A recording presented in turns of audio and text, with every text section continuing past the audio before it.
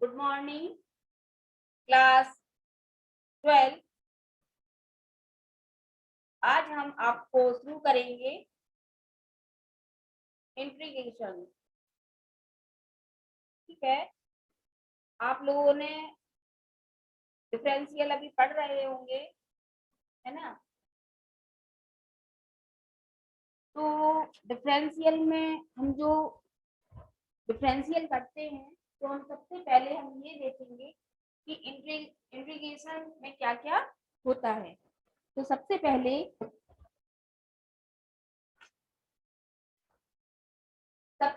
हम बताएंगे आपको, जैसे हमने मान लिया कि यहाँ पे x लिखा हुआ है, ठीक है, और x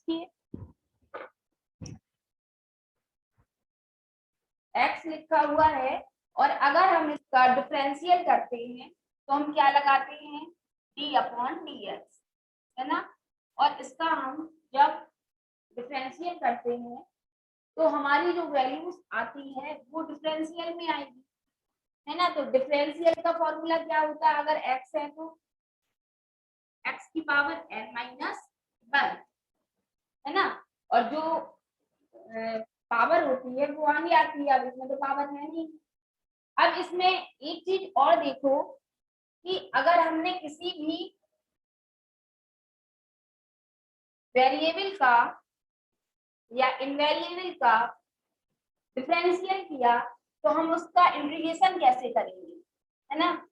तो इंटीग्रेशन करने के लिए सबसे पहले हमें कहाँ जाना पड़ेगा। एक बात तो एक ये है कि अगर इंटीग्रेशन होता क्या है, इंटीग्रेशन में क्या है, अगर डिफरेंशियल का, अगर हमें x का डिफरेंशियल करना है, ठीक है, तो हम इस तरह से लिखेंगे।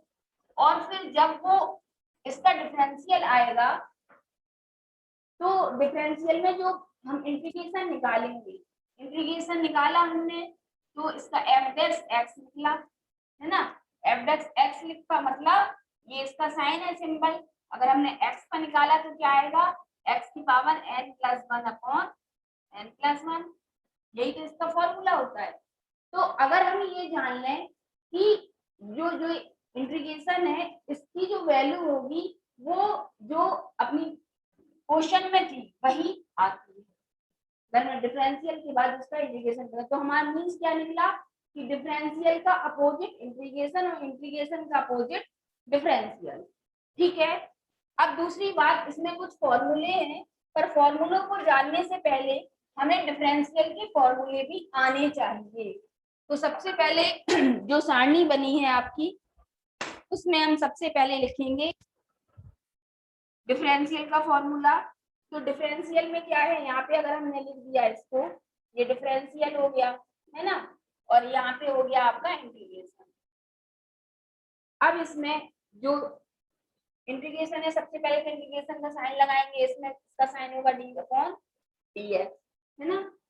तो हमें अगर हमने इंटीग्रेशन लगाया x की पावर n तो इसका फॉर्मूला क्या होगा, x की पावर n+1/n+1, है ना। इसमें डिफरेंशियल का निकाला तो डिफरेंशियल में क्या होगा,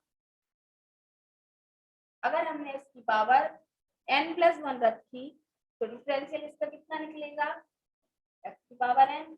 क्यों निकलेगा, देखो सबसे पहले अगर हम इसका डिफरेंशियल निकालेंगे तो क्या आएगा, 1/n+1 और x की पावर n+1-1। क्यों, क्योंकि यहाँ पे क्या होता है, अगर हमने x की पावर n का माना तो x की पावर n का क्या होगा, x की पावर n का होगा n x की पावर n-1।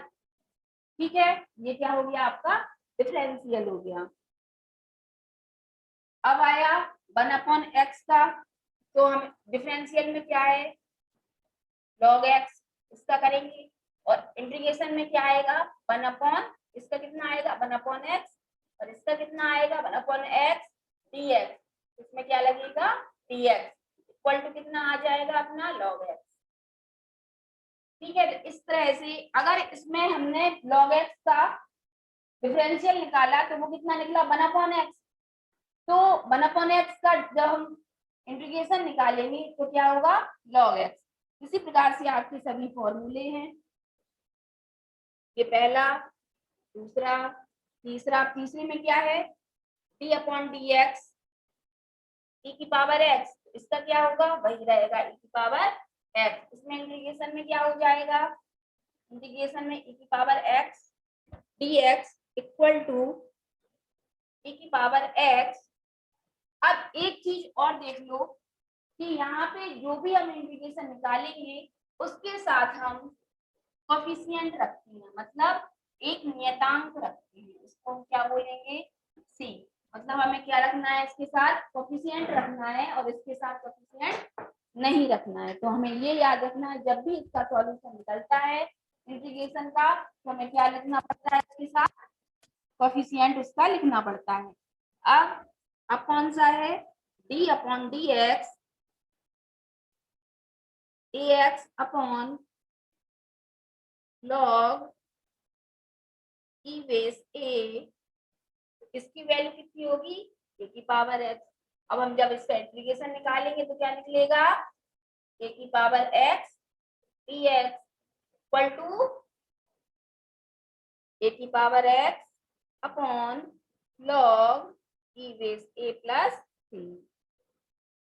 ठीक है, इस प्रकार से आप लोगों को ये फॉर्मूले याद करने हैं। पर ये समझ लेना, जो इंटीग्रेशन होता है, इंटीग्रेशन कैसे निकलता है, डिफरेंशिएशन से ही निकलेगा।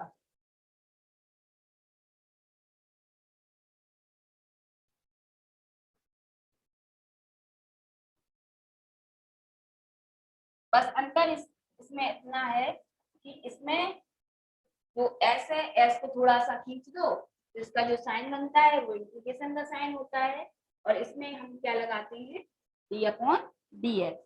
अब आता है आपका साइन एक्स, तो साइन एक्स का क्या होगा, माइनस के कॉस एक्स। अब इसमें ये जो माइनस और प्लस है, इसमें ये ध्यान रखना क्योंकि इसमें बहुत कंफ्यूजन हो जाती है। फिर आता है आपका, इसमें आएगा साइन एक्स, तो साइन एक्स डी एक्स का क्या हो जाएगा, minus D upon d x में तो प्लस रहता है जी, है ना। अब इसमें क्या हो जाएगा माइनस आएगा, तो माइनस कॉस एक्स प्लस सी।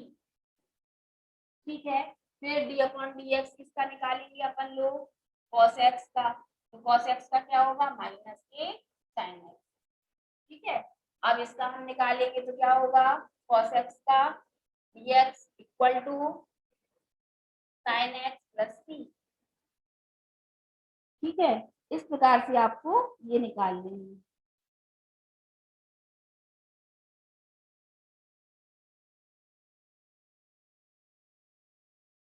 अब इसमें आता है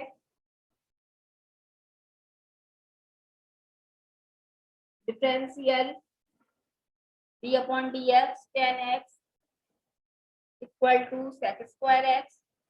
अब इसका इंटीग्रेशन करेंगे तो सेक स्क्वायर का निकलेगा, sec square x d x equal to tan x plus c. ठीक है, इस प्रकार से आपको ये फॉर्मूले याद होना चाहिए, ये आपकी बुक में आपको सब अवेलेबल हैं। अब हम थोड़े सम्स आपको बताएंगे।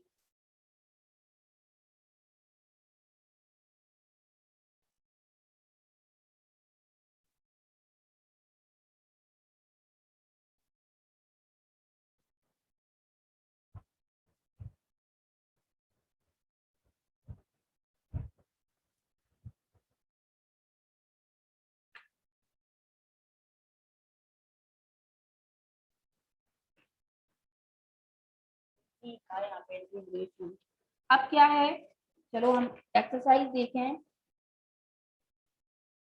एक्सरसाइज में सबसे पहले आपको दिया है कि जो पहला सवाल है उसमें दिया है आपको इंटीग्रेशन x की पावर 8 dx। ठीक है, इसको सॉल्व करना है तो x की पावर n वाला फॉर्मूला लगेगा इंटीग्रेशन में, तो कौन सा आएगा, x की power 8 plus 1 upon 8 plus 1 plus c. हमें इसका इंटीग्रेशन निकालना है तो हमें क्या लगाना पड़ेगा, कोफिशिएंट लगाना पड़ेगा। तो यहाँ पे क्या हो जाएगा, x पावर 9 अपॉन 9 प्लस सी, इसका क्या होगा, आंसर होगा, समझ में आ रहा है ना। अब अगला अगर हम देखें तो अगले में क्या है, इंटीग्रेशन x की पावर -15 dx, ये क्या हो जाएगा आपका x की power -15 plus 1 upon -15 plus 1 plus c, तो x की power -14 upon -14 plus c, then minus x की power -14 upon 14 plus c, answer that is clear. अब इसके बाद integration root x dx equal to, इसका कैसे होगा, तो सबसे पहले हम इसको थोड़ा इजी बनाना पड़ेगा, x की पावर 1/2 dx लिख सकते हैं ना, रूट को 1/2 इक्वल टू, ये क्या हो जाएगा x की power 1/2 plus 1 upon 1/2 plus 1 plus c, तो ये कितना हो जाएगा x की पावर 3/2 अपॉन 3/2 प्लस c, तो ये आपका आ गया 2/3 x की power 3/2 plus c, that is clear. चलिए अब थोड़ा हम ट्रिग्नोमेट्री में जाते हैं।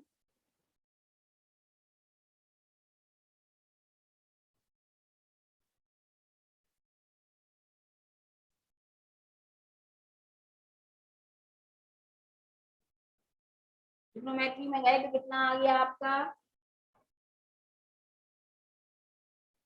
इंटीग्रल को हम वैसे आई से भी लिख सकते हैं, I equal to integration cot square theta upon cos theta D theta, है ना।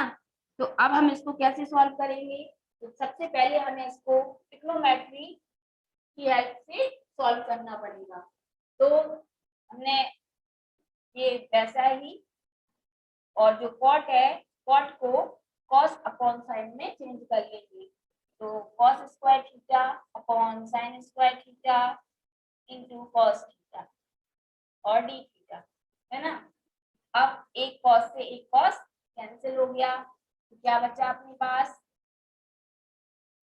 Cos theta upon sine square theta D theta, इसके बाद कॉस थीटा अपॉन साइन को हम क्या लिख देंगे, 2 बार लिख देंगे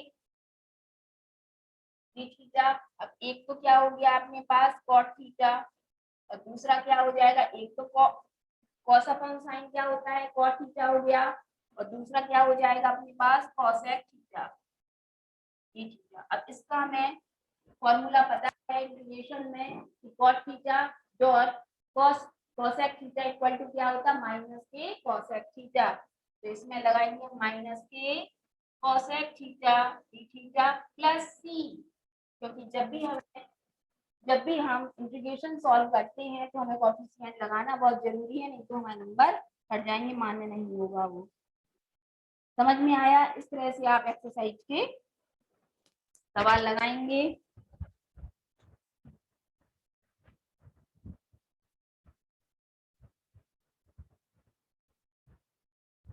ठीक है, चलिए इसके बाद अगला फिर कल इसके बाद पढ़ाएंगे।